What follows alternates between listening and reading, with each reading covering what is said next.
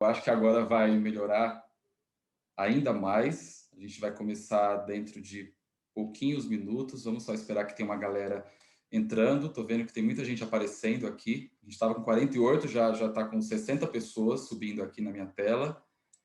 E já estamos entrando na terceira tela de tantos participantes. Então, em breve, começaremos. Só esperar a galera subir. Um pouquinho de paciência, porque tem algumas pessoas que às vezes podem ter dificuldade com o Zoom, em acessar o link. Okay, or dá uma olhada no e-mail aqui. There we go. There we go. Good. Chat.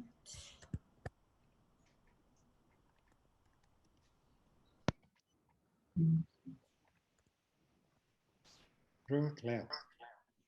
Entrou a Cleo, a única que tem sangue do nosso herói. A única que tem o DNA do nosso herói. Mas nós temos o DNA espiritual do nosso herói. O amor pela literatura, ele que nos fez. Pronto. Também é sangue, né, Cleo? Também é sangue. Somos todos filhos dele, herdeiros dele.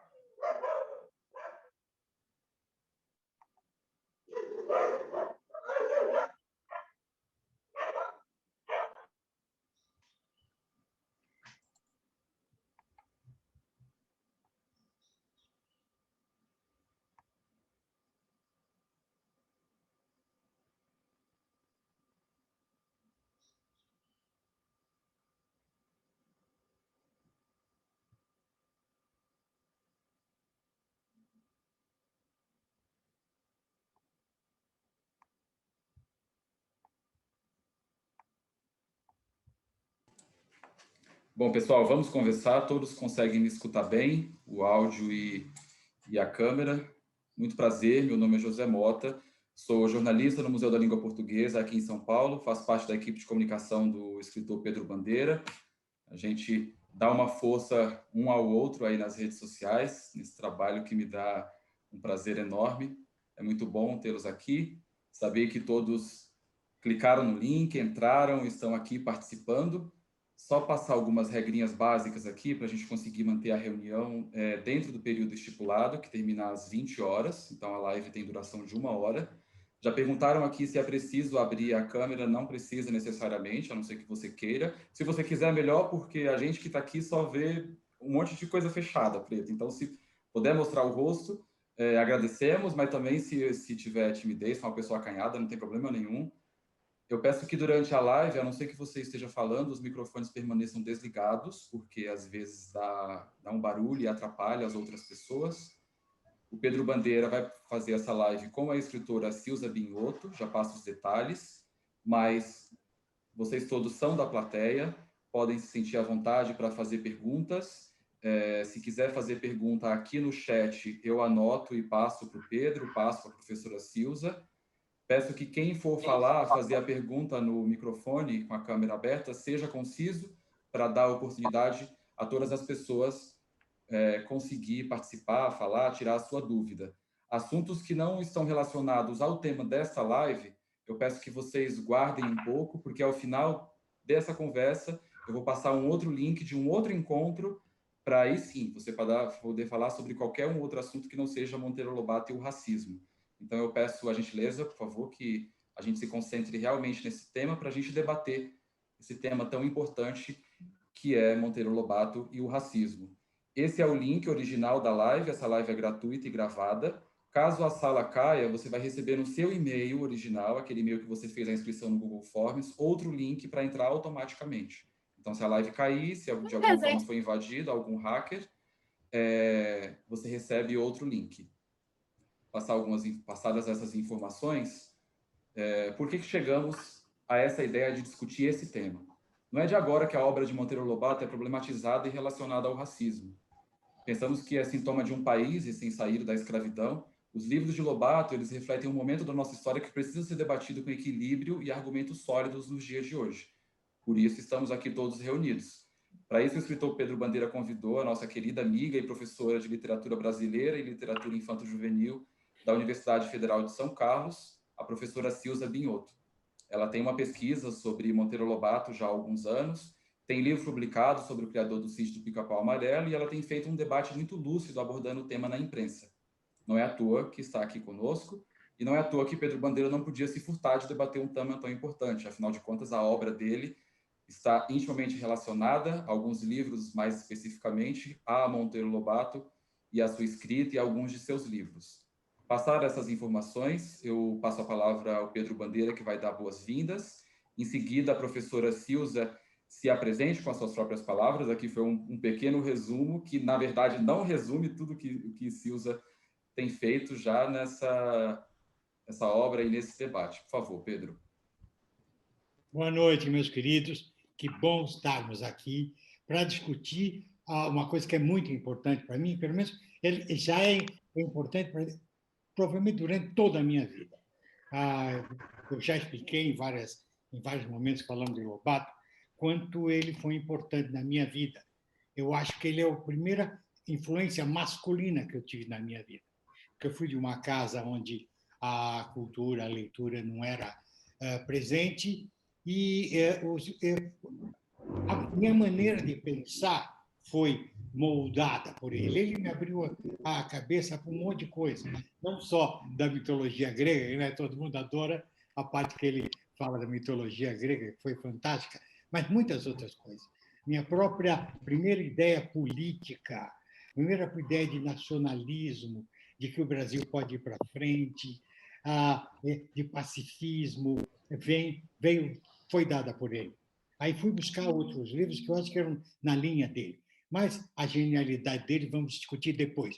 O que eu queria focar realmente é porque há pessoas que abriram uma perseguição, aliás, ele sempre foi perseguido, muitas vezes, mas sempre pelos idiotas, pelos imbecis, sabe? As versões dele foram, assim, daquela parcela burra da sociedade brasileira. Burra e racista, esta sim. Isso eu vou tentar provar hoje. Obrigado, Pedro. Por favor, professora. Boa noite a todos. É um prazer estar aqui com Pedro Bandeira, de quem eu sou fã, né? Também li Monteiro Lobato na infância, fui criança nos anos de 1970, então, um pouquinho antes daquele seriado, né? Um dos seriados da Globo, eu já estava lendo Monteiro Lobato e outras leituras variadas. Então, bom, é um prazer estar com vocês aqui hoje. Espero que a gente possa ter uma conversa bastante produtiva sobre esse tema que é tão delicado e tão importante para nós, né? Obrigado, queridos. Vamos começar, então. Passo a palavra ao Pedro. Começa agora a nossa conversa. Como falei, quem tiver alguma dúvida, alguma pergunta, pode escrever aqui no chat, ou caso queira falar, abra o microfone e a câmera, sobretudo, para que eu possa ver você levantando a mão, em sinal de que quer fazer alguma pergunta aqui ao vivo e a cores. Obrigado, pessoal. Bom, Monteiro Lobato foi um fenômeno da história do Brasil, um fenômeno incrível. A literatura infantil, a pouca literatura infantil, que começa a se desenvolver no século XIX, até para uso de escola, alguns diziam, eram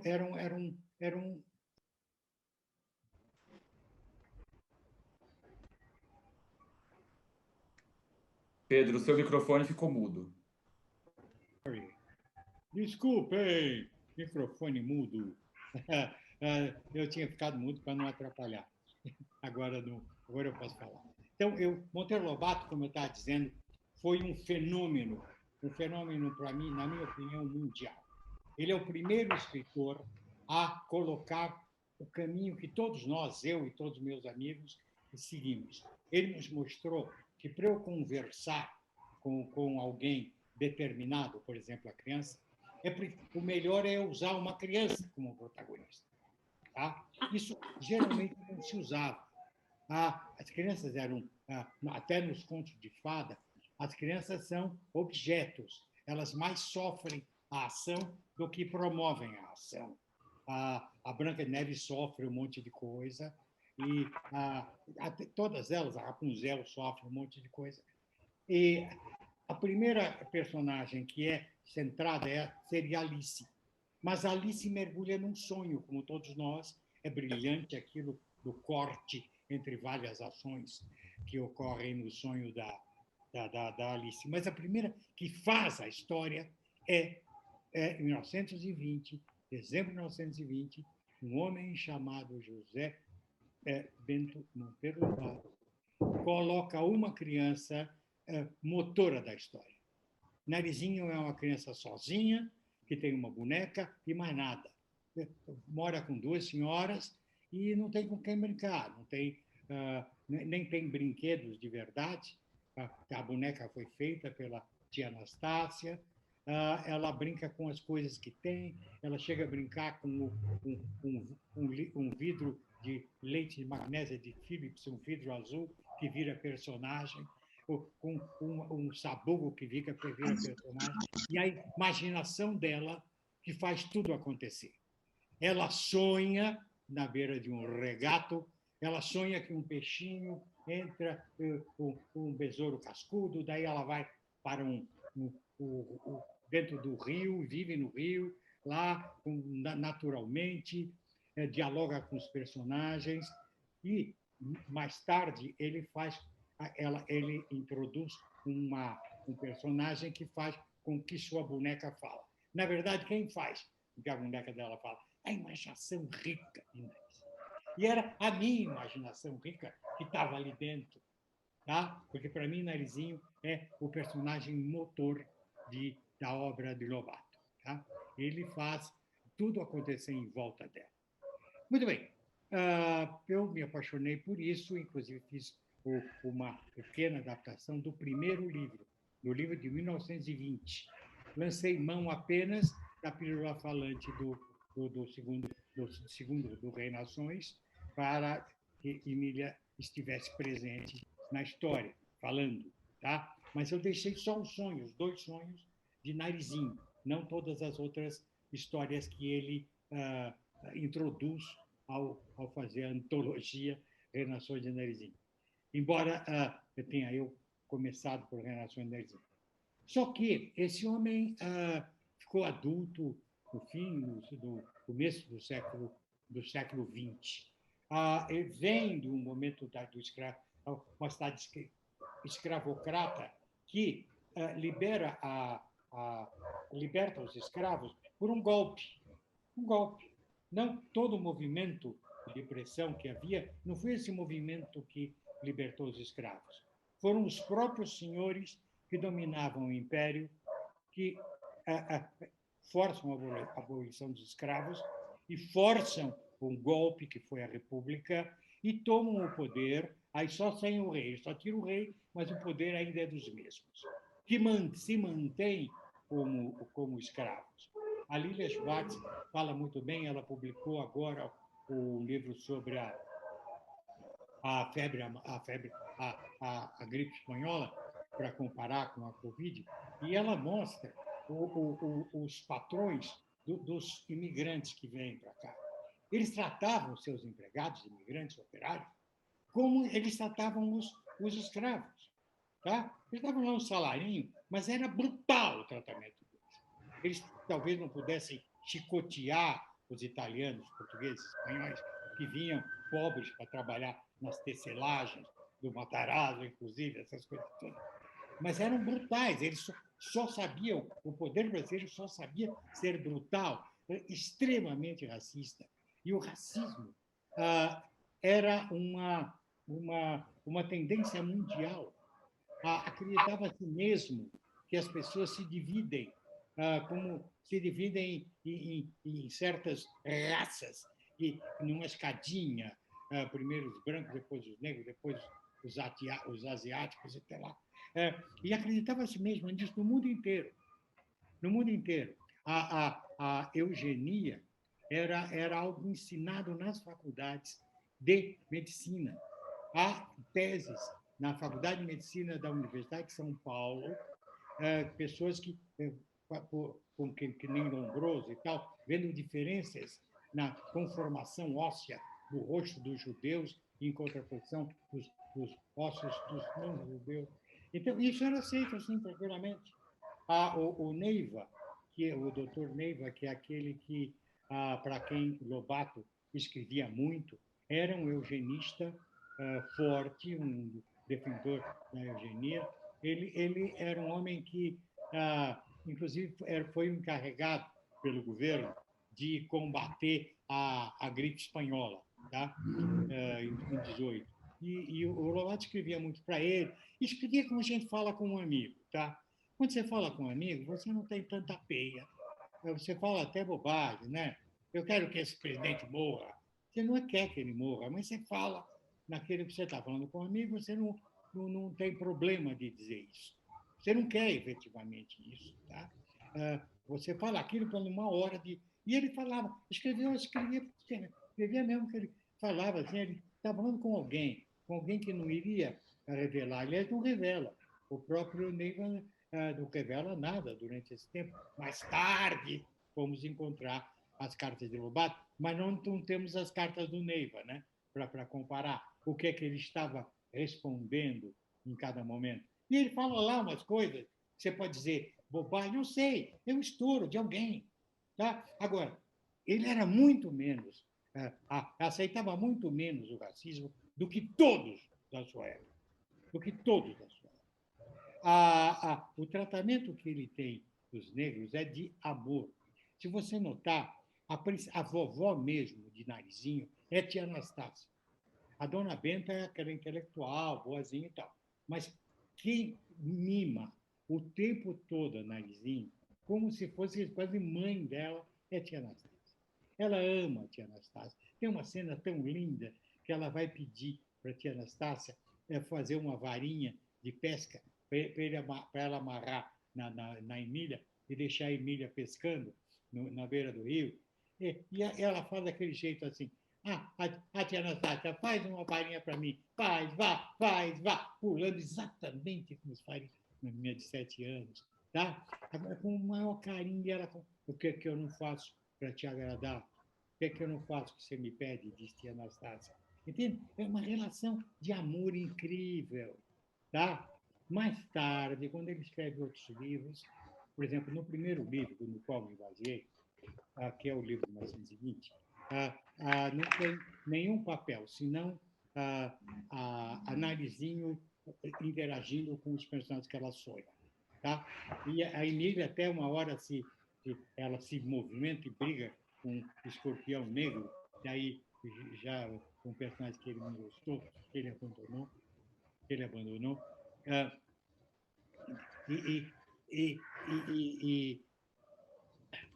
Perdão, eu fui agora interrompido, perdi a minha linha de raciocínio. Muito bem, mas não há isso. Ele chega a falar, quando ele tem a fazenda e vai à falência com a fazenda dele, ele primeiro joga a culpa da falência, não nos sonhos dele, ele queria fazer uma falência moderna, já como que nem os americanos, mecanizada e tudo mais, mas com um enorme problema no Brasil. No Brasil, não havia uma indústria que o sustentasse. Para ele, como ele faria para importar todas aquelas máquinas necessárias para fazer? Ele já queria fazer uma grande agroindústria. Então, ele põe a culpa no trabalhador. Trabalhador que não é dono da terra, trabalhará um pouquinho. Mais tarde, ele muda de opinião, diz que são as doenças, e, no fim da vida, ele aí diz que não, é a exploração. O problema dele não ser o dono da terra. Ele coloca isso claramente em Zé Brasil. Então, era um homem que não temia mudar de ideia. Entendeu? Então, em alguns momentos, ele faz aquela de desaforos, continuação. Gente, você sabe, esse negócio de a gente perseguir um pelinho de ovo para criticar o ovo é ridículo. É ridículo. Sabe, está saindo agora um livro que eu não li ainda, mas já li nos jornais, de um pesquisador italiano que pesquisou muito nos 700 anos de Dante Alighieri, pesquisou Dante e achou lá uma série de defeitos na personalidade de Dante. Um monte de defeitos. Agora, então quer dizer que a Divina Comédia não deve ser lida, né?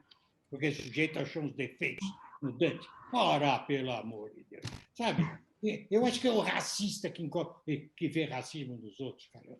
Então, Negrinha é o maior conto antirracista em prol dessa absurda exclusão que a nossa sociedade fez dos negros. Sabe? Se você quer mostrar alguém que realmente se preocupou com isso, foi esse autor. Qual autor fez um conto tão forte quanto Negrinha? Eu até hoje, se eu ler esse conto, eu choro de novo. Tá, bom, agora. Obrigado, Pedro. Professora, nossa ilustre convidada, por favor, gostaria de ouvi-la, gostaríamos, né, de escutá-la.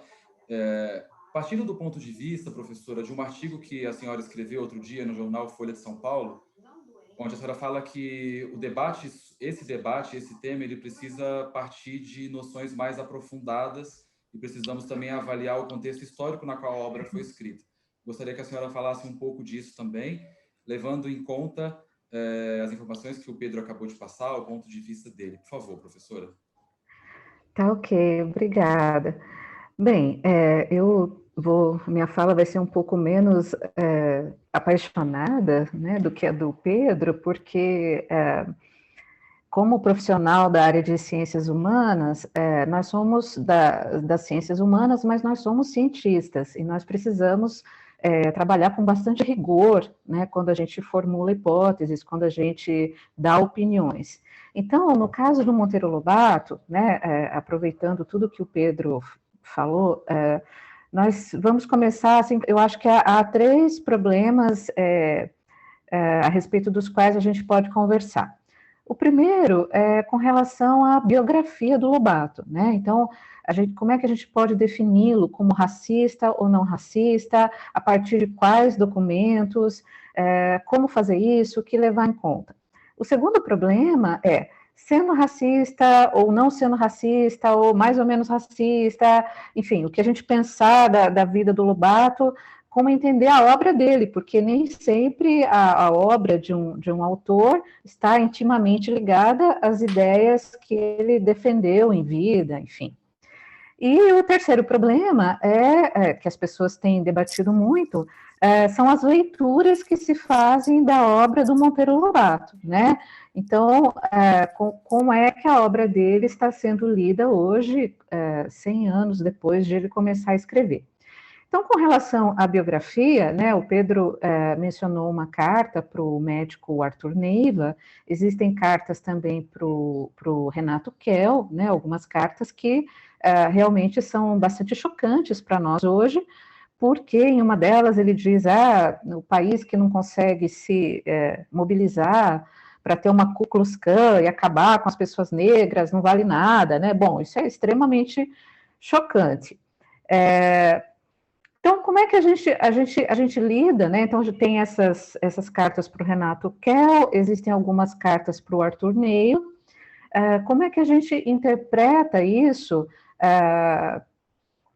em termos biográficos, né? Em primeiro lugar, eu acredito, é preciso levar em consideração todos os registros que a gente tem da vida da pessoa para poder avaliar, né, essa vida. E isso vale não só para o Lobato, mas para todos nós, né, porque é muito complicado a gente pegar alguns poucos documentos, né, a historiadora greco-brasileira Kátia Queiroz Matoso, num belíssimo livro que se chama Ser Escravo no Brasil, ela no começo do livro, ela discute o que ela chama de documento prova, né? Então, quando você usa... Oi? quando você usa 2, 3 documentos para definir, né, por exemplo, o que era ser escravo no Brasil, mas você não leva em conta outros documentos que podem contradizer aqueles primeiros, é mais fácil, né? Então, você pega um documento, tem ali uma posição e com aquilo você já classifica os escravos ou uma determinada pessoa. É muito mais difícil quando a gente tem documentos diferentes e a gente precisa dar conta de todos esses documentos. Então, é o que acontece com o Monteiro Lobato. Se há essas cartas para esses médicos eugenistas, há também outras cartas em que ele defende as pessoas negras. Há também cartas para pessoas negras, com quem ele se corresponde, com quem ele tem amizade. Além das cartas, que não são os únicos documentos que a gente precisa levar em consideração, existem os artigos, existem os livros, existem os depoimentos de contemporâneos, né?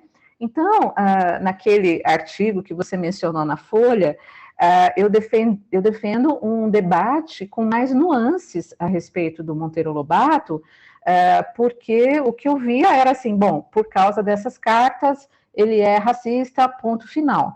Mas, será que a gente não precisa levar em consideração outros documentos, né? Além disso, já há estudos mostrando que o Lobato foi mudando de posição, aliás, ele mudava de posição sobre praticamente tudo o tempo todo, né? Então, já existem estudos mostrando como a ideia de raça, né, nos discursos do Monteiro Lobato, ela vai mudando ao longo do tempo. Eu posso falar mais disso também, conforme o tempo que a gente tiver. Uma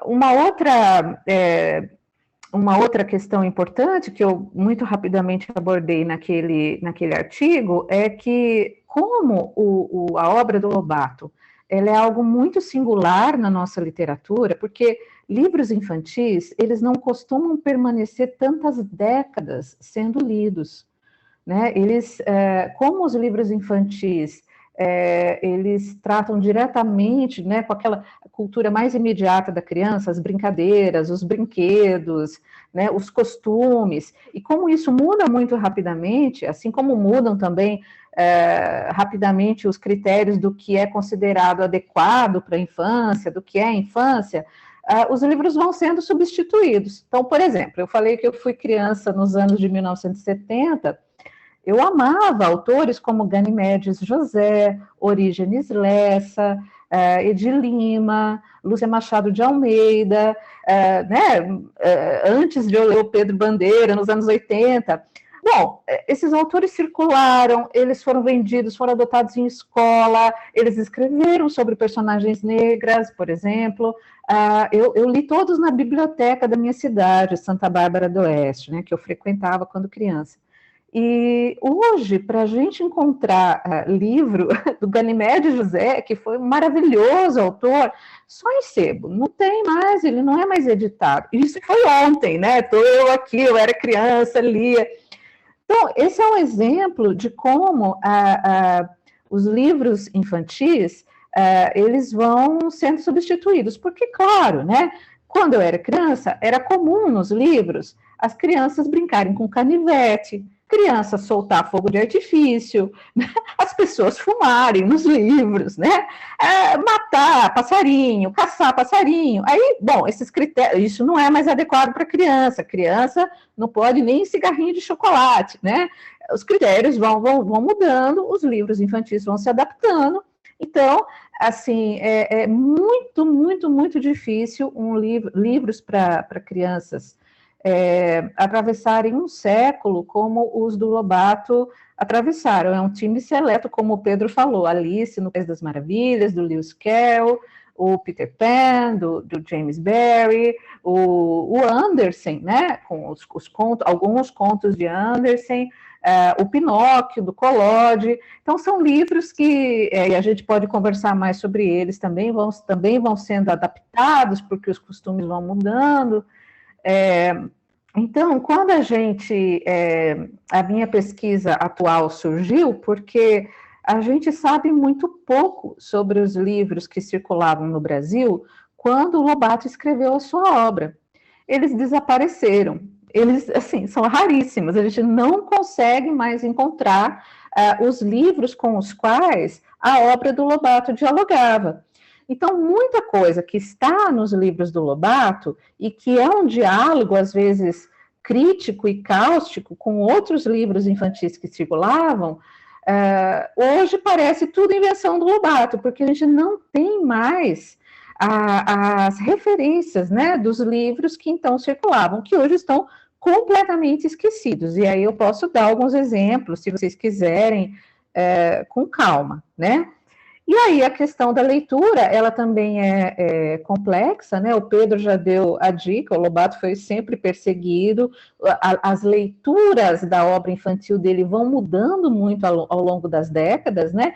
Os livros permanecem os mesmos depois que ele morre, mas as leituras vão se tornando muito diferentes, né? Então, esse é um fenômeno muito interessante, que a gente estuda bastante, e sobre o qual a gente também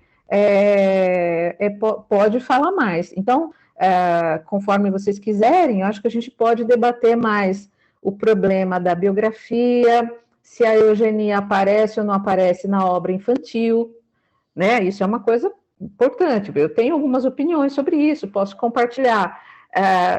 Como é que eram os livros quando ele começou a escrever, e também essa outra questão, como é que a gente lida hoje, né? Porque a obra do Lobato para crianças é uma cápsula do tempo que chegou até nós, né? E o fato de ele estar tão vivo, de nós estarmos debatendo tanto o Monteiro Lobato, e não o Ganimedes José, por exemplo, ou o Orígenes Lessa, ou a Lúcia Machado de Almeida, ou, enfim, né, o Francisco Marins, mostra o quanto essa obra é forte, né? Quanto o que ele fez, como o Pedro diz, é algo tremendo, né? Ele criou personagens que realmente extrapolaram as páginas dos livros e hoje fazem parte do imaginário, né, dos brasileiros.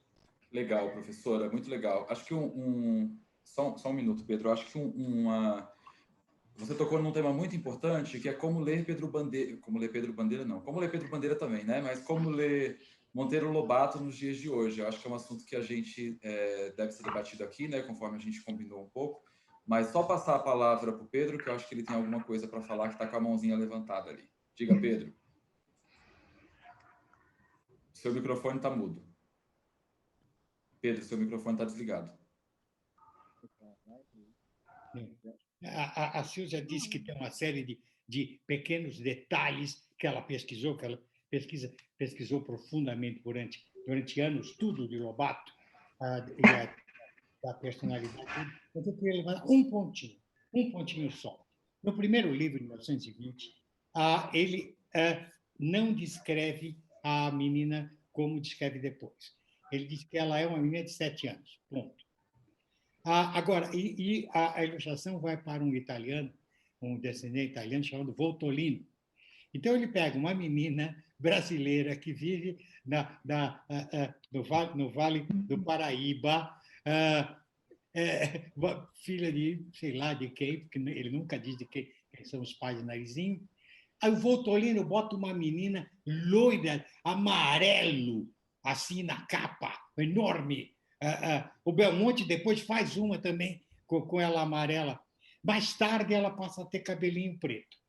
Só que logo quando ele reedita a menina do narizinho arrebitado e vira Relações do Narizinho, está lá. Era uma menina de 7 anos com a pele da cor do jambo. É que o jambo é uma fruta que pouca gente vê. Jambo é uma fruta preta. É preta. Pode ver no Google Foto. Inclusive, no Google Foto, ela está fotografada com flash. Então, ela vermelhada, aparece um pouco. Mas é uma fruta. A fruta mesmo que a gente pega é uma fruta preta, com uma ameixa. Quer dizer, a narizinha é preta. Na minha opinião, ela é preta. Ele escreveu que ela é preta. Até a última edição de 47, ele mantém a cor de jambo. Então, ela era pretinha.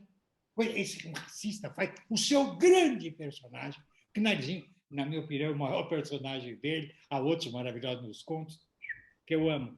Mas o grande personagem dele é uma menina negra. Ele pôs isso. E agora? Como é que faz? O seu principal personagem é negro e ele é racista? Não deveria ser racista é contra os brancos. Aí ele é acusado no Presidente Negro. Gente, as pessoas leem mal os livros. Eu não gosto do Presidente Negro, acho que não está bem escrito. Ele não era um bom, eu acho, ficcionista para adulto. Mas ele usa de cinismo, de ironia. Ele pretende gozar aquele racismo americano. E os americanos querem acabar com os negros. Ele tentou fazer um livro político, gozando os negros enforcados no sul americano. Caramba! Só que a gente lê, ele falou isso mesmo, para destruir os negros. Gente, você não permite um autor com ele. A ironia dele é brilhante. Pega os contos dele, pega o conto, os contos colocador de pronomes e tal. Ele usa ironia o tempo todo, sabe? Agora, ele foi muito mais brilhante com o coloquialismo dele na literatura infantil. Tá? Ele foi, não mais, foi extremamente brilhante. Então, na verdade, eu só encontro provas de que ele botar a sua principal personagem negra, talvez ela era, na minha opinião, ela não era neta da dona Benta, ela era neta da tia Anastácia, era preta. Agora, eu queria que alguém tivesse entrevistado ele em vida. Mas senhor Lobato, o senhor realmente fez o narizinho preto? Ninguém fez essa pergunta. Professora, por favor. Eu acho que aqui a gente já tem alguns ganchos, né? Então, olha só que interessante, o Pedro falou que na capa da primeira edição, a Narizinho aparece com cabelo amarelo, né? Essa primeira edição, ela é muito interessante de estudar, porque a gente vê que o Lobato oscila, né? Ele descreve a Narizinho como uma menina morena, com olhos como duas jabuticabas, mas quando ela está lá no Reino das Águas Claras, ela é representada pelo Voltolino como uma moça, tem até seios, cintura e o cabelo loiro, né? Depois, no final, ela volta a ser representada como uma menininha morena de cabelo preto e liso.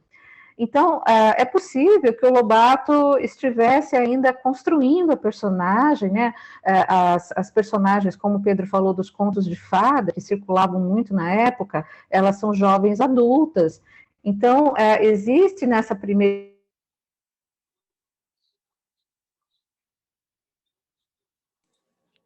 Eu acho que a professora ficou muda. Perdi os sons. Silza... Professora Silza, está mudo o seu microfone. De jabuticaba, e em Reinações de Narizinho, como o Pedro falou, ela vai se tornar morena como o Jambo. Muita gente interpreta como o Pedro, né, é uma menina negra, outras pessoas dizem, não, mas o jambo é uma fruta avermelhada, então é uma morena corada, uma morena cor-de-rosa, até porque o narrador chama a tia Anastácia de negra e a Narizinho de morena. Mas isso é um mistério, realmente o Pedro tem toda a razão, e é um mistério muito interessante para a gente, inclusive, trabalhar em sala de aula, porque a gente não sabe nada dos pais da Narizinho, né? A gente sabe que a Tonica é filha da dona Benta, mãe do Pedrinho, coisa que depois o Lobato muda, acho que ele esquece, e aí no Poço do Visconde ele diz que o Pedrinho se chama Pedro Encerrabodes de Oliveira, como a avó, mas aí o pai dele teria que ter esse nome, né? Então isso pode ter sido uma confusão do Lobato, mas não importa, o que importa é que às vezes, né, quando chega uma carta da Tonica, mãe do Pedrinho, a Narizinho diz, vovó, chegou uma carta da sua filha Tonica. Ela não diz minha tia, né? Então, a gente tem uma série de passagens, assim, no livro que aumentam esse mistério, né? E em sala de aula, eu acho que hoje, né, uma coisa bacana de as crianças aprenderem é que a literatura se faz por meio do diálogo entre obras, né? As obras conversam umas com as outras. E o que acontece muito é que, às vezes, escritores acham que um determinado texto não representou bem uma determinada pessoa, personagem, grupo social, ou que o estilo não estava bom, né? E aí escrevem propondo novas formas de fazer, né? De narrar, de representação, né? Então, hoje, eu acho que abre-se um caminho muito bacana para a gente não, que eu não sou escritora, mas para os escritores de modo geral, mas talvez até os escritores negros, para tentar imaginar de onde veio a Narizinho, porque de fato a gente não sabe. A história da tia Anastácia, né? Como é que foi? Por que a tia Anastácia ficou naquela casa com a dona Benta? Como é que foi a história da tia Anastácia jovem, né? Então, uma das maneiras, eu acho, de a gente ler literatura e de a gente apreciar a literatura é fazer esse jogo. Nossa, mas e se ele tivesse feito assim? E se ele tivesse feito assado? Gostei disso, não gostei daquilo. É possível a gente apreciar uma obra artística e não gostar de alguma passagem dessa obra, né? A gente vive o tempo das fanfictions, né? Que o pessoal escreve a partir de seriado, de filme, de livro. Não gostei como essa personagem foi retratada, ou achei que essa personagem devia ser gay, ou devia ser negra, ou devia ser, né, feminista. Então, essas reescritas, essa maneira de repensar o livro, né? Eu, por exemplo, adoraria que eles usassem o Pode Pilim Pim Pim para ir para o futuro, chegar nos dias de hoje, né? E ver o que está acontecendo do Brasil, né? E a tia Anastácia, puxa vida, quanta coisa aconteceu. Então, vejam, a gente já tem aí, né? Só para terminar essa fala, um vislumbre do quanto a obra do Lobato permite diferentes leituras, né? Então, o Pedro interpreta a Narizinho como negra, eu interpreto a Narizinho como mestiça. Eu acho que ela era... no Brasil se usa muito moreno, né? A pessoa não quer falar mulato, a pessoa não quer falar negro, a pessoa fala moreno queimado. Inclusive, o Lobato se correspondeu no final da vida com um rapazinho que era negro, e ele se descrevia como moreno queimado, às vezes, né? Então, para mim, a Narizinho, ela é uma menina mestiça, né? E eu acho muito intrigante que jamais a gente sabe quem são os pais dela e, né, por que ela foi criada pela dona Benta e tia Anastácia. Obrigado, professora. Como o tempo passa rápido, né? Nós já estamos chegando a 45 minutos de live. Eu acho que com essas nuances que tivemos aqui, com esse debate, algumas informações e algumas histórias sobre precedentes e o momento em que a obra foi escrita, eu acho que é legal também a gente ouvir um pouco do que a nossa plateia digital tem para perguntar, se tem alguma dúvida, se gostaria de fazer alguma pergunta para a professora Silza, para o escritor Pedro Bandeira. Quem quiser falar ao vivo e a cores, que é assim que nós gostamos, com a câmera aberta, pode ficar à vontade. Estamos aqui para ouvi-los ou mandar aqui no chat. A galera está conversando bastante aqui no chat ao lado. Tem uma discussão sobre a cor do jambo. Que o jambo por dentro é branco, mas por fora é avermelhado. Pessoas agradecendo a live, que gostaram. Tem a Marcela Teixeira, ela disse, infelizmente, em muitos casos, como é esta ilustração da Narizinho, há toda uma equipe de edição para a publicação que muda muita coisa da obra e o autor acaba levando a pior. É aquela ideia, né, professora? A obra vem passando por mudanças no decorrer dos anos e, sobretudo agora, que tem essa história de fazer algumas edições para entrar nos parâmetros do, entre aspas, politicamente correto. Eu acho que deve ser isso que a Marcela estava querendo falar. Chegaram mais mensagens. Tem uma pergunta, Sofia. Pode falar, Sofia, por favor. Depois é o professor... o Severo. O professor Severino Rodrigues está aqui com a gente. Sofia, por favor, depois o Severino. Na verdade, não é uma pergunta. Quer dizer, primeiro, boa noite. Na verdade, assim, eu tenho 12 anos e eu já assisti na TV a história, né, do Sítio do Pica-Pau Amarelo, e lá Narizinho aparece como branca, né? Mas aí tem outras pessoas que falam que ela é negra. Então, tipo, eu não sei como eu posso descrever ela. Se uma pessoa perguntar, você já assistiu isso? Entendeu? Entendi, Ah, Sofia, entendi. Sim. então, Sofia, isso que é o bacana, né? Talvez agora a gente esteja prestes, né? Bom, primeiro eu queria dizer que quando o Lobato criou uma menina morena com olhos de jabuticaba ou como jambo, isso foi extraordinário, porque todas as protagonistas de livros infantis eram brancas, loiras, a metáfora para a pele não era jambo, era marfim, né? A metáfora mais usada era o marfim. Então, isso já foi algo bastante inovador da parte do Lobato. E hoje a gente tem uma abertura, né, e uma discussão muito grande, por exemplo, a autora do Harry Potter, anos atrás, quando o Harry Potter foi montado no teatro, uma das personagens, a Hermione, quem interpretou a Hermione foi uma atriz negra, né, e aí houve todo um debate, porque no filme a atriz é branca, e no teatro a atriz é negra. E a autora falou, bom, eu não descrevo, né, a cor, então a Hermione pode ser negra, né, por uma questão de escolha de atores, no filme foi branca, mas eu adorei que agora ela vai ser negra. Então, da mesma maneira, né, assim como os ilustradores imaginaram diferentes narizinhos, diferentes Emílias, diferentes Donas Bentas e Tias Nastácias, e os seriados, os filmes também usaram diferentes atores, a gente pode ter uma narizinho que seja mais, tem a pele mais escura, né? Que seja negra, que seja. Essas coisas todas podem mudar, né? E isso é normal, só para terminar. Um dos fatores, talvez, de permanência desses livros infantis é justamente que eles permitem essas adaptações. Então, Pinóquio, os contos do Andersen, a Alice, são livros que foram muito adaptados e que continuam rendendo adaptações as mais diferentes, as mais interessantes, enfim. Então é normal que isso aconteça agora com o Monteiro Lobato, que ele seja adaptado, reescrito, modificado, né? E serão muito bem-vindas as adaptações em que haja mais personagens negras, né? Eu acho que vai ser muito bacana. Obrigada. Obrigado, Silza. Obrigado, Sofia, também pela presença, pela pergunta.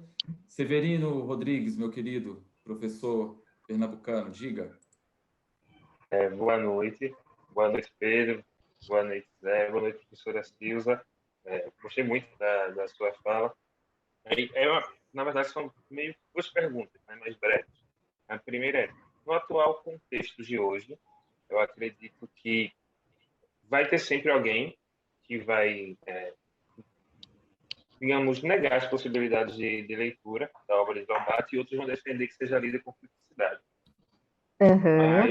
Aí eu não sei se... Eu acho que virou, digamos, um conflito que não vai ter um caminho único, uma solução uniforme. Se vocês também concordam com esse pensamento, mas que talvez as adaptações, né, o mercado estrangeiro é muito comum ter adaptação, eles estão muito mais abertos à adaptação, e aqui a gente fica naquela, respeita o texto, mexe no texto, não troca no texto, que seria o caminho para tentar conciliar.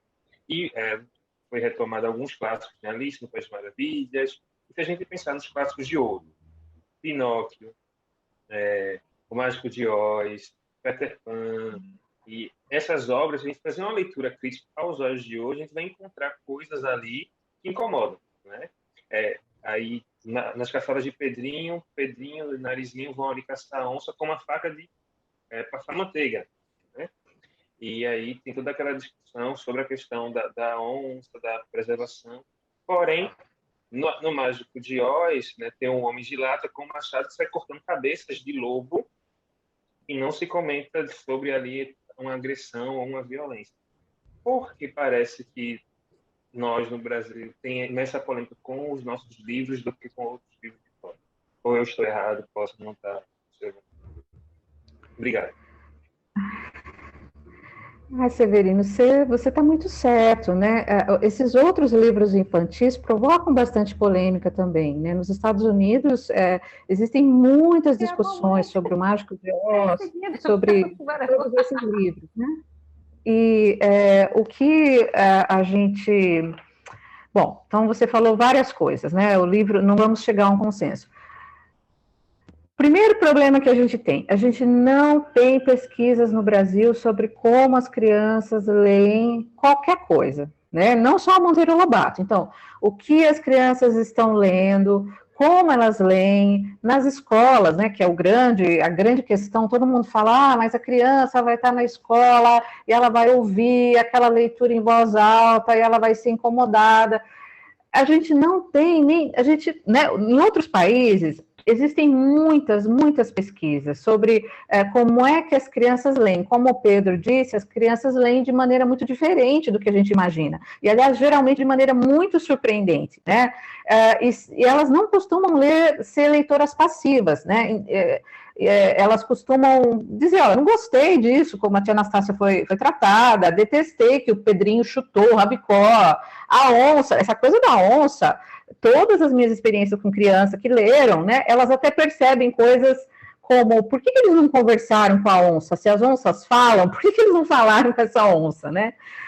Então, primeiro, a gente não tem pesquisa, a gente precisaria ter, né? Como é que as crianças leem, como é que são as aulas, o que eu tenho visto, assim, de lembranças de pessoas negras que se incomodaram, as lembranças dizem mais sobre aulas mal dadas de literatura do que sobre o texto do Lobato, né? Então, por exemplo, o conto Negrinha foi lido para criança, não deveria ter sido lido para criança, né? E coisas do tipo.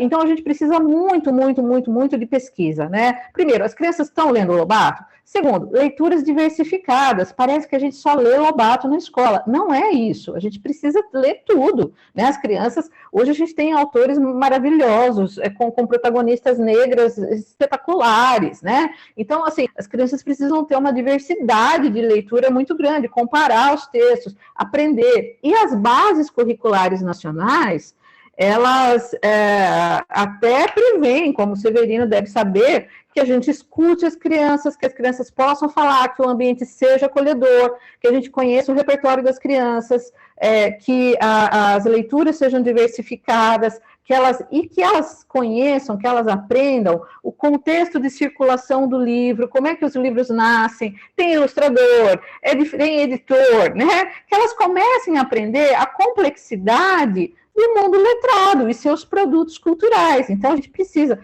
que elas aprendam a fazer leitura crítica, a opinar, esse livro, isso não está certo no livro, isso eu não gostei, por que eu não gostei, enfim, né, que elas façam esse exercício. Então, eu até recomendo, né, uma das poucas experiências de leitura que eu conheço, está registrada numa mesa redonda de um evento organizado pela Cléo Monteiro Lobato, que está aqui. Ela organizou, ano passado, um evento sobre os 100 anos de Narizinho, e houve uma mesa com educadores, professores falando sobre suas experiências de leitura das obras do Monteiro Lobato, chama-se Reinações na Escola.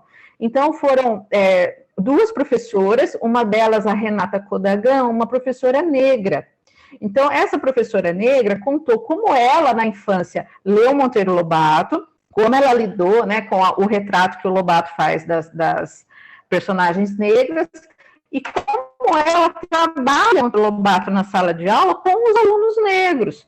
E a experiência que ela conta é muito bacana, né? Então, isso a gente precisa mais. Os professores, relatos dos professores, relatos das crianças, e a gente praticamente não tem. A gente tem um ou outro relato de pessoas mais velhas, lembrando coisas muito vagas, assim, sobre o Lobato.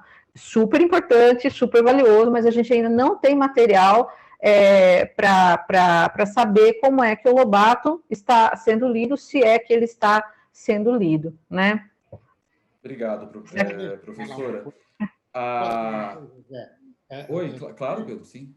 É o seguinte, a Silza disse que a literatura é uma obra aberta, é uma porta aberta, e cada um lê como quer, lê com seus olhos, com a sua cabeça, e até com seus preconceitos os seus conceitos e tudo mais. Veja, eu, por exemplo, discordei tristemente, né, mas brutalmente, quando da adaptação da Globo, a criação de Emília. Aquela ator, uma grande atriz, Dulce Migliaccio, ela é pequenininha, mas é grande como atriz. Ela faz uma Emília zangada o tempo todo, falando assim. Parece uma velha. E eu, quando li, eu imaginei como uma boneca falaria. Uma boneca falaria sem superego, sem os muros da boa educação. Então, ela vê uma pessoa gorda, ela diz, como você é gorda. Nossa, como você é feia. Como você é feia. Ela não faz para ofender. Você é feia. Não, ela é uma boneca. Entende? É muito mais engraçado. Para mim, ela era assim, apenas com uma franqueza total. Sabe? É narizinho sem superego. Entendeu? Obrigado, Pedro. É muito legal. A professora Silza falou há pouco da Cléo Monteiro Lobato, ela é bisneta do escritor que nós estamos falando. Ela está presente aqui na live, deixa eu ver onde que ela está. Está em algum quadradinho por aqui. Aqui está dando tchau. Cléo, eu li algumas mensagens que você enviou aqui no chat. Você falou que Monteiro Lobato era editor de suas próprias obras, ele que escolheu os ilustradores. E você falou também um pouco sobre sangue indígena na família. Gostaríamos de ouvi-la. Se você se sentir à vontade, gostaríamos de escutar um pouco de você. Obrigado pela presença. Oi, Silza. Oi, Pedro. Oi, todo mundo. É tão bom ver todo mundo. Oi, Magno. Oi, Mara. Professor Severino, eu estou adorando. Eu sempre aprendo em todas as lives, amo de paixão o trabalho que eu estou fazendo. Então, em casa, o apelido de Monteiro... Eu sou bisneta, mamãe é neta, tá? E conviveu com o Lobato até os 18 anos. Todo fim de semana, morou junto um tempo, tudo mais. E o nome de Lobato em casa era Juca, é o apelido dele. E Juca era moreno esverdeado, sabe? E esse de ter sangue indígena, isso eu acho realmente que tem do lado de Lobato, que é o lado da minha avó Marta, e do lado Campos, que é do lado do meu avô. Porque senão não dá moreno esverdeado. E todo mundo sempre era artista, né? Desde Lobato querendo ser artista, minha mãe e eu. Então a gente descrevia a cor da pele como se fosse pintura ou desenho, né? Se era branco-rosa, se era branco-amarelo, se era moreno esverdeado, se era moreno-rosa. É muito curioso, mas assim que a gente falava em casa, né? E sobre as ilustrações, essa de narizinho ser loira, né, Pedro? É assim, mas como? Mas isso é uma decisão, talvez o Magno Silveira que está por aí, porque Lobato era dono da editora, ele que escolhia os ilustradores, né? Mas a decisão de ser loira ou ser morena na capa, isso eu não sei se Lobato ficava muito em cima, sabe? Assim, com o dedo no negócio, eu acho que ele dizia, ó, faz do jeito que você acha. Mas eu não sei.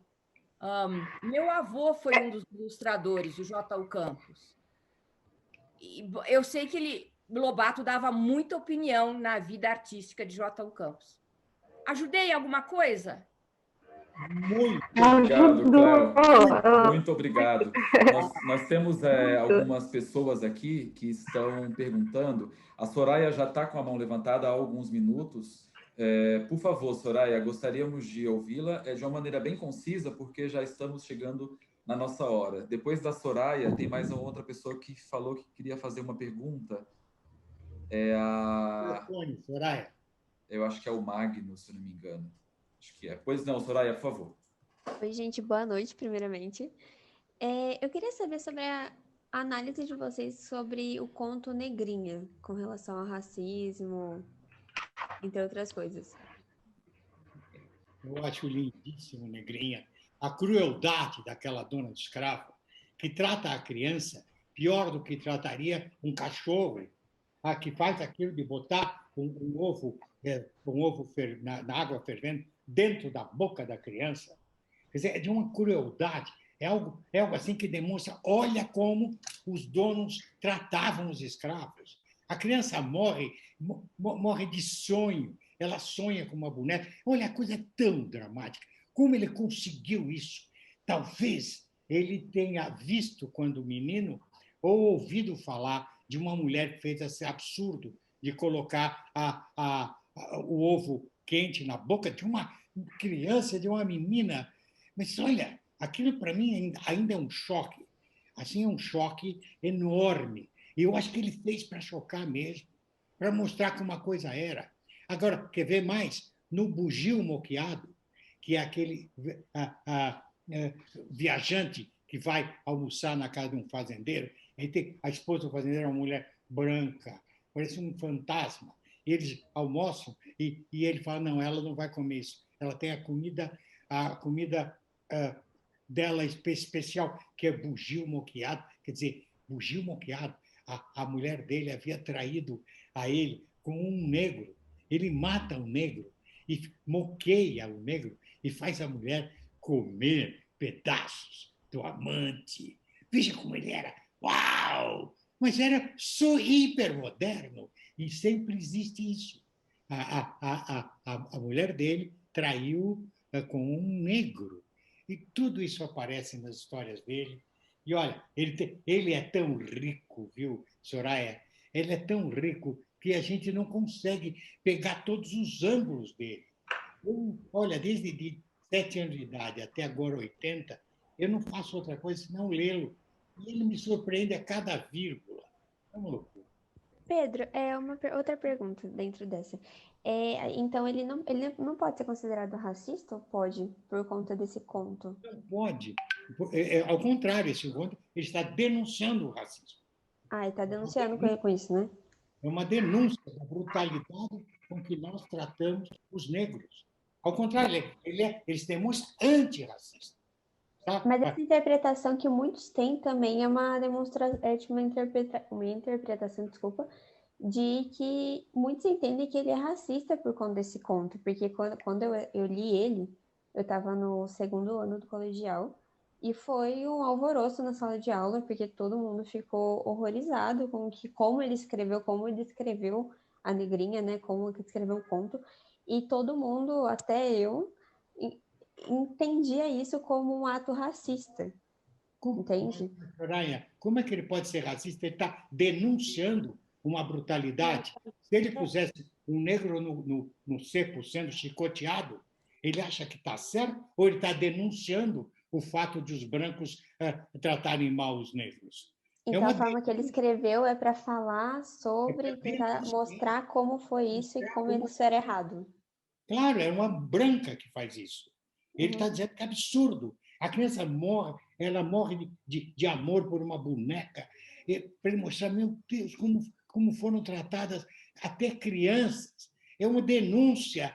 Engraçado como alguém pode ler isso como algo racista. Há uma escritora que escreveu outro dia nos jornais dizendo isso. Esse conto prova que ele era nazista. Não, esse conto prova como ele denuncia o racismo, denuncia a brutalidade do racismo. É uma prova óbvia. Diga, Silvia. Eu queria dizer para a Soraya, né, que quando a gente lê um conto literário, a gente precisa prestar atenção em alguns elementos, né, desse conto. Então, por exemplo, no conto Negrinha, o narrador apresenta a vida íntima, a imaginação da negrinha. Isso não era feito, as pessoas negras eram apresentadas em outras obras como pessoas brutalizadas, que não tinham imaginação, não tinham inteligência, não tinham sensibilidade, né? Então, a construção do conto, ela é toda um contraste da brutalidade dos brancos e também de algumas pessoas negras que cuidam da negrinha, e da maravilha de sensibilidade que é o interior dela. Então, ela é uma criança que tem autonomia, tem inteligência, mas tudo isso é subjugado pelo racismo da Dona Inácia. E não só esse conto, o Lobato tem vários contos em que ele mostra várias crianças de diferentes origens sociais, diferentes cores, sofrendo violência por parte de adultos, né? Então, é uma é uma preocupação constante dele. Quando as crianças, não importa a cor da pele, não importa a condição social, não importa, elas têm imaginação, elas têm potencial, elas têm inteligência, elas têm uma sensibilidade, elas estão percebendo o mundo, tentando entender o mundo, mas se elas estiverem cercadas de adultos que as maltratem ou as matem, né? E há histórias, inclusive, no próprio livro Negrinha, em que as crianças morrem porque a família não cuida, a família abandona, né? Então, assim, duas coisas. Uma, ler como o conto é construído, né? Eu acho que, às vezes, uma leitura apressada pode parecer, eu estou mostrando como é bonito machucar uma criança. Não, né? Não é assim. O conto é construído de maneira a contrastar a brutalidade da dona Inácia com uma criança indefesa, né? Então, imagina hoje, todas as reportagens que a gente vê, o país continua violento, crianças continuam morrendo, assassinadas, espancadas.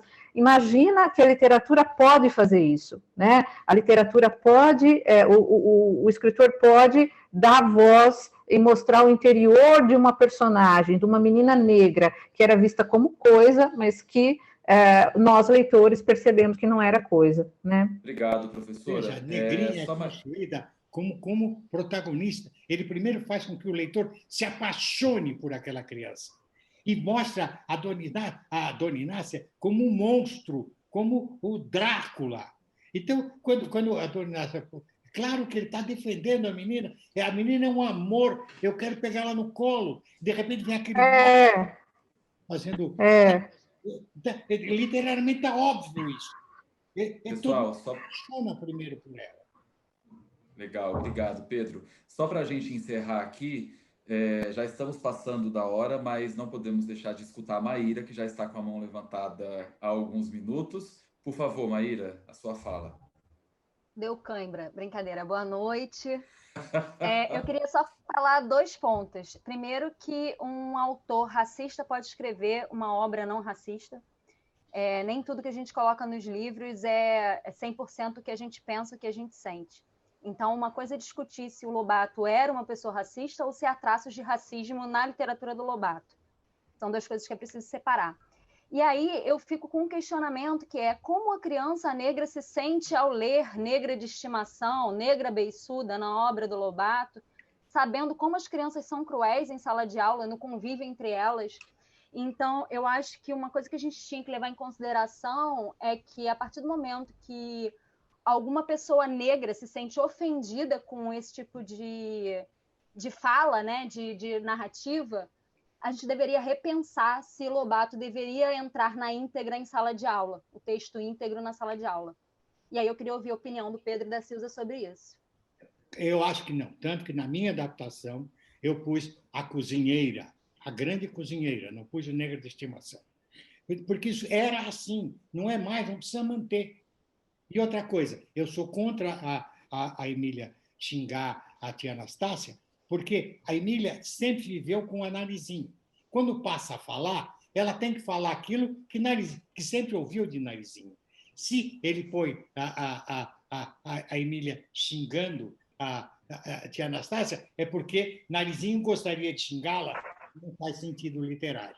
Então, é justo que a gente faça... Eu fiz a Emília dizendo, você não fez o que eu quero, como Narizinho faria. Tá? Isso vocês nunca puderam ver, mas houve uma adaptação maravilhosa nos anos 50 de Júlio Gouveia e da grande Tatiana Belin, que fazia a Emília desse jeito, engraçadinha, uma boneca engraçadinha. Tá? Vamos manter isso, vamos manter a genialidade dele. Há pequenos traços. Se você pegar o texto do Hans Christian Andersen, não dá para a criança ler daquele jeito. Você tem que dar uma ajeitadinha, uma adaptaçãozinha, tá? Para os anos de hoje. Porque a ideia básica do Patinho Feio, ou do imperador que não via, a criança que diz o imperador está nu, você tem que dar uma ajeitadinha para servir para os dias de hoje. E eu acho que deve dar uma pequena ajeitada, mas o texto mesmo dele, a forma que ele constrói, não pode ser mexido. Tira só isso aí. Se você tirar a negra de estimação e puser a grande cozinheira tia Anastácia, pronto, acabou, resolveu. E não muda a história. Tá? Então, essa Doutora Silza, por favor, gostaria de saber da sua Ai, parte. Maíra, eu acho que essa é a grande questão, né? Todos nós nos preocupamos muito com a autoestima das crianças. Então, eu acho que se o professor for levar para a sala de aula a versão não adaptada, e nós temos excelentes adaptações, tem a do Pedro, tem a da Cléo, tem outras, né? Primeiro, não é só o problema das ofensas da Emília do narrador, né? Imigrantes turcos são xingados, a Emília é chamada de cigana, tem uma série, né? Você é idiota, você é um estupor. Bom, assim, o livro vai ofender pessoas mais variadas, porque o que o Lobato faz pôr as pessoas xingando mesmo quando elas têm raiva, né? Então, eu acho assim, que se o professor for levar para a sala de aula, precisa haver uma preparação, as crianças precisam se sentir acolhidas, por isso que eu sugeri a mesa dos educadores, porque eles mostram como é que eles fizeram e como é que as crianças negras reagiram. Agora, o que eu posso dizer para você, por experiência, trabalhando, né, tendo já trabalhado com crianças negras, professores negros que quiseram levar a versão original, número um, o fato de haver pessoas xingando, não só usando termos racistas, mas outros, às vezes as crianças gostam muito disso porque na família, na rua, as pessoas quando têm raiva xingam e depois pedem desculpa, né? As próprias crianças xingam, então as personagens não são perfeitas, né? A Emília e a tia Anastácia vão se reconciliar no conto A Reinação Atômica, de 47, eu sugiro a leitura desse conto, então dá para fazer isso, como é que elas se reconciliam, o que acontece com a Emília, e quando a gente vai preparar a aula, às vezes a gente acha que determinada coisa vai ofender a criança e acontece o contrário. Vou dar um exemplo. Aquela frase do Caçadas de Pedrinho, que é: tia Anastácia trepou como se no mastro, como se fosse uma macaca de carvão. Então, eu tive alunos do curso de pedagogia, alunos negros que quiseram trabalhar essas questões para justamente fazer uma conscientização com as crianças sobre ofensa. Então, eles prepararam a aula. Chegaram nas classes, aconteceu uma coisa que ninguém esperava, que foi, as crianças começaram a rir, e aí ninguém entendia por quê. Aí as próprias crianças negras, e também as outras crianças, isso foi lá em Minas, onde a maioria da população é negra, então as salas de aula têm muitas crianças negras, e essa era uma preocupação nossa. Bom, o verbo trepar hoje, trepar no mastro, tem uma conotação sexual que ninguém tinha pensado, mas as crianças todas conheciam. Então, elas não prestaram atenção nem no macaca, nem no carvão, elas começaram a querer falar com a professora do trepar no mastro. Aí os professores ficaram todos desarmados, porque não tinha passado pela cabeça de ninguém que trepar no mastro, né, era uma outra. Então, pode ser uma grande surpresa quando a gente vai. O urubu fedorento, nenhuma criança percebeu aquilo como ofensa, e a gente também estava preparado para a criança perceber aquilo como ofensa. Então, assim, a única coisa que eu sugiro é que seja um ambiente em que as crianças possam realmente... Eu estou incomodada com isso. Pode ser que alguma menina se incomode, né, porque há coisas machistas no livro. Pode ser que algum menino se incomode com o Pedrinho, muitas vezes os meninos se incomodam com o Pedrinho, acham que ele é muito violento, muito agressivo. Então, assim, pode acontecer de tudo, Maíra. Por isso que eu digo que faz muita falta a gente ter pesquisas com crianças e tudo mais. Mas, como o Pedro falou, a gente tem as adaptações e as outras muitas cenas, inclusive com outros tipos de xingamento para outros tipos de pessoas, né? Também precisariam ser trabalhadas, outros costumes e tal, né? Obrigado, professora. Será que eu... Obrigado, Pedro. Obrigado, Maíra, pela sua pergunta. Eu acho que um ponto muito relevante, de suma importância, falar sobre como é lido hoje em dia, né? E, sobretudo, para aquelas pessoas que sofrem com racismo, né? Acho que é um ponto muito importante que não poderíamos jamais deixar de ser debatido aqui. Já passamos do nosso horário, 16 minutos, algumas pessoas já foram embora. Pedimos desculpas àquelas pessoas que não conseguiram falar ou que não tiveram a sua pergunta respondida, enfim, é porque esse é um papo que rende bastante. Professora Silza, muito obrigado pela presença, por ter aceitado o convite, para nós é uma grande honra. Queremos mais encontro desse, sem dúvida nenhuma, e estamos por aqui, apesar de distante, seguimos juntos. Eu que agradeço a oportunidade, estou à disposição com todo mundo para continuar essa conversa.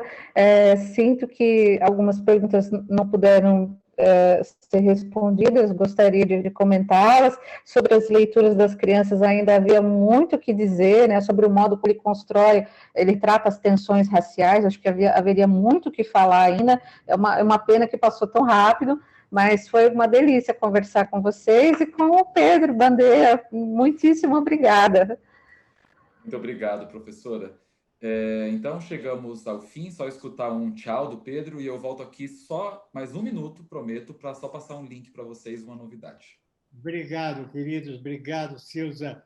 Obrigado, Cléo. Eu quero fazer mais tarde uma live com a Cléo e com a Marisa Lajolo. Tá? A gente tem outros aspectos para discutir. Aliás, milhões. Muito obrigado, Zé Mota, você foi maravilhoso. Obrigado, querido. Pessoal, quem não conseguiu falar dessa vez, quem não conseguiu mandar a sua mensagem ao vivo e a cores, o Pedro Bandeira, no dia 28 agora de abril, é uma quarta-feira, às 19 horas, vai fazer uma live com os fãs. Então, se você é fã, se você já leu o livro, não precisa necessariamente ser professor, se tiver alguém aqui menor de idade, pode participar também. Se você é um seguidor do Pedro nas redes sociais e quer falar com ele, quer tirar sua dúvida sobre personagens de livros, de histórias, participe dessa live. Pretendemos que essa live dure 1 hora. Eu vou enviar no e-mail de todos vocês que estão presentes agora o link para a inscrição no Google Forms. E daqui uns 5 minutos, mais ou menos, se você entrar no Instagram e clicar no link na bio, já vai estar disponível para você fazer a sua inscrição. Muito obrigado. Ana Priscila, querida, obrigado pela força na divulgação, como sempre, fanzoca do Pedro. E a Cléo Monteiro também, que fez uma divulgação incrível durante essa semana para fazer essa live acontecer. Muito obrigado a todos e esperamos vê-los novamente. Fiquem bem, cuidem-se, usem máscara e fiquem em casa se possível. Um abraço. Obrigada, José Mota. Obrigada, Pedro Bandeira. Obrigada a todo mundo. Até mais. Valeu, pessoal. Tchau, queridos. Tchau, obrigada.